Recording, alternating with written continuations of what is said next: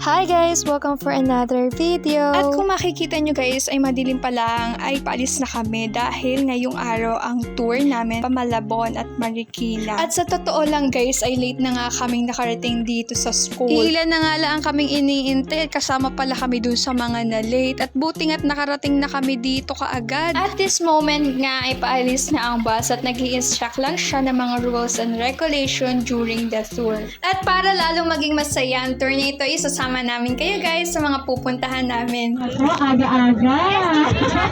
Ayan. Wala pang liwanag. Okay, number 2. Adik lang natin.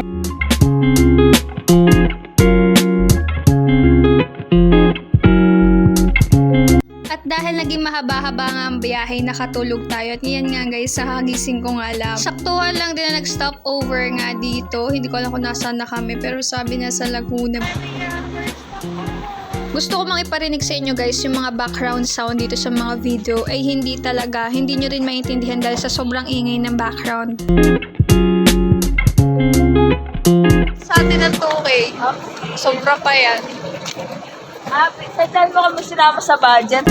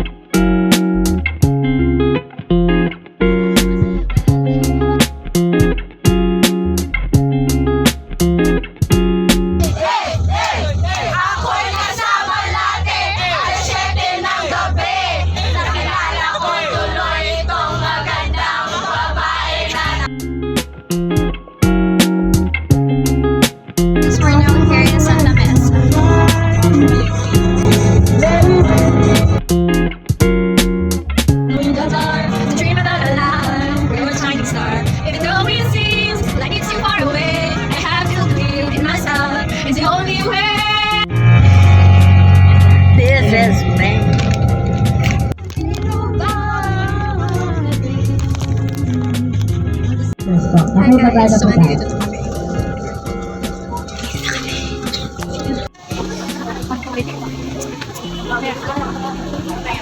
Hi! Mas bawal pala mamaya mag-video na sa loob. Kaya nga.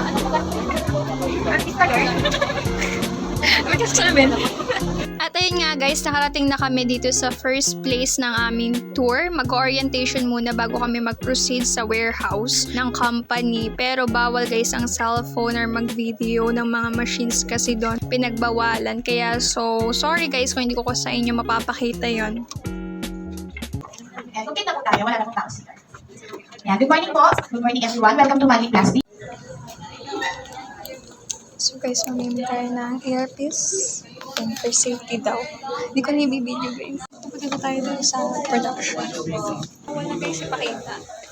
Dahil confidential na yung dito sa area. So guys, papunta na kami sa 7 warehouse. At ang lalayo pala guys, need talagang lakarin or kaya bicycle ang ginagamit nila papunta sa bawat warehouse. The first plan. Tapos susunod na kami guys sa plan.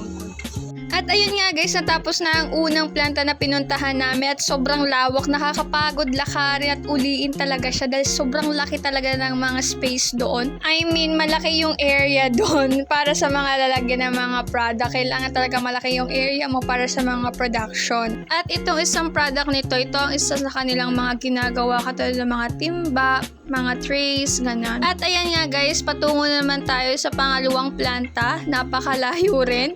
At napakalayo talaga. Nakakapagod lakarin talaga. Tingnan mo naman lambuti na unang planta pa lang yun ha. At ito na nga guys, yung pangatlong planta na pupuntahan namin. Need namin magsuot ng net. May binanggit ko anong tawag dito pero nakalimutan ko na siya. Para nga daw hindi ma-expose masyado yung mga product. Kaya pinagsusuot kami ng net at bawal hawakan yung mga product doon.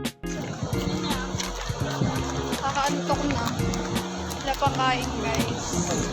At ayun nga guys, natapos na ang 7 planta na pinuntahan namin at sobrang nakakapagod, nakakagutom at kasakit sa paa literal. Pero alam niyo yung totoo, sobrang raming matututunan talaga once na pumunta ka sa production area dito sa mga company. At ngayon nga guys, ipabalik na kami para magpahinga at magmerienda muna bago matapos ang unang place sa pinuntahan naming company.